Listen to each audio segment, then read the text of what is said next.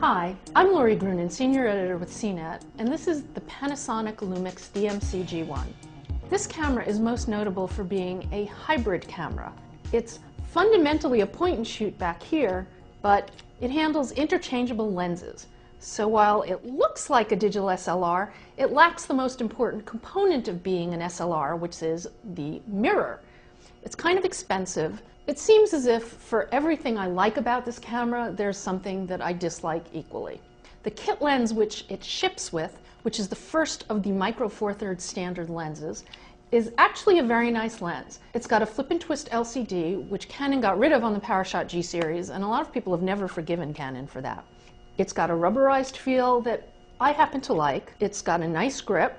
This one is blue. It also comes in red as well as your basic black. Things that are not so great. This front dial is actually a jog dial. You press it in and scroll it to use exposure compensation. When it's not pressed in, you use it for shutter speed, aperture, depending upon what mode you're in. Several times during a shooting session, I always accidentally press it in and end up in a mode changing something that I didn't intend to. Another thing that I don't like is the electronic viewfinder. As far as EVFs go, this one isn't bad. But in general, I find EVFs a real pain in the butt to work with. It has an automatic sensor, which will automatically shift when you bring it up to your face. However, it's very easy to fool the sensor. And the G1 produces very nice images. Even there, though, there are some trade-offs. On one hand, they're sharp, and it has an excellent noise profile. You can't disable the film modes, and the film modes affect everything. The standard mode tends to push the saturation a little, and that's the default. Another thing that gives me mixed feelings is the way this handles bracketing.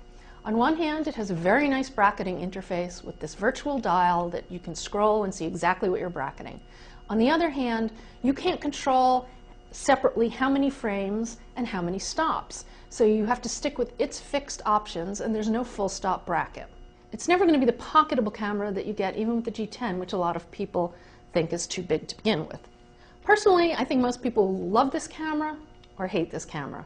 If you're willing to make the trade-offs, I think you'll be pretty happy with it. I'm Lori Grunin, and this is the Panasonic Lumix DMC G1.